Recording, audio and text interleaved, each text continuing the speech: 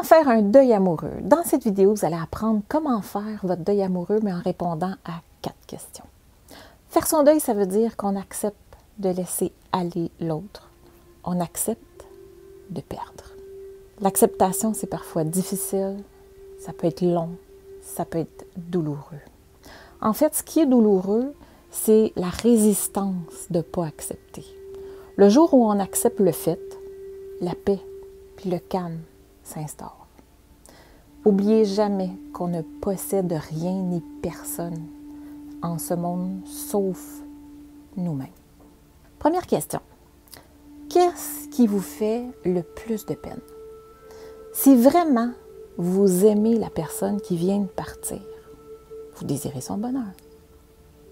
Même si ça veut dire que cette personne-là va vivre ce bonheur-là sans vous. Sinon, ça veut dire que c'est pour vous-même que vous avez de la peine. Si on y va avec la deuxième question, qu'est-ce que tu n'acceptes pas? Ce qui est le plus difficile à accepter habituellement, ça va être le regret. Le fait de ne pas avoir été suffisamment authentique, de ne pas avoir fait tout ce qu'il fallait, le fait de se retrouver seul, que l'autre soit heureux pendant que nous, on souffre, la peur du jugement des autres, la peur de son propre jugement, la peur de l'échec, d'avoir vécu un échec, et de réaliser que finalement, on vivait dans un imaginaire d'une relation idéale. En fait, on refuse d'avoir mal. En plus, plus on résiste, plus on a mal. On refuse également de ne pas être arrivé à contrôler l'autre comme on aurait voulu afin de s'éviter de souffrir. Si on y va avec la troisième question, de quoi est-ce que tu as peur pour toi dans cette situation-là? La vie, c'est un cycle. Refuser que les choses changent, c'est refuser la vie. Ce qu'on a parfois de la difficulté à lâcher prise, c'est sur le rêve, sur l'idéal, sur l'illusion de l'amour et de la relation qu'on s'était créée. L'important, c'est de prendre un recul afin de comprendre ce qui vous fait le plus mal dans cette situation-là. Parce que si tu décides de revenir tout de suite en relation avec une autre personne, sans faire cette réflexion-là, de trouver pourquoi ça fait si mal pour toi, tu vas recommencer exactement la même chose avec cette nouvelle personne. Puis la souffrance, elle va être juste plus grande, tant que tu n'auras pas compris pourquoi tu avais si mal. Allons-y avec la quatrième question. Quel serait ton besoin aujourd'hui? Avant d'entreprendre d'autres démarches de rencontres sur le site d'Effet Tandem, prends le temps de vivre ton processus de deuil.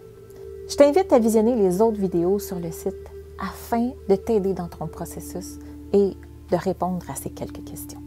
Allons-y avec un exemple. Ça va peut-être être plus concret, plus facile à comprendre. Disons que l'autre t'a quitté pour une autre personne. Okay? Donc, tu as été remplacé. Qu'est-ce qui se passe? Il est fort possible que ça déclenche en toi de la colère, peut-être même de la rage. Puis c'est tout à fait normal parce que la colère, c'est une émotion qui est saine si elle n'est pas retournée contre toi ou contre l'autre, ou encore contre les autres.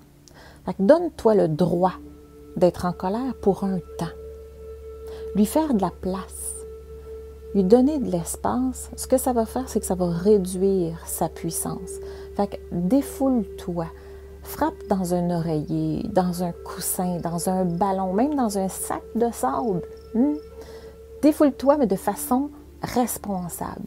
Va crier dehors, dans la forêt, crie à l'océan, crie dans ta chambre si ça te fait du bien. Et lorsque la colère va s'être calmée, c'est la peine qui va faire surface. Le but, c'est pas de pleurer toutes les larmes de ton corps ou de t'apitoyer sur ton sort. Puis encore moins de le faire seul.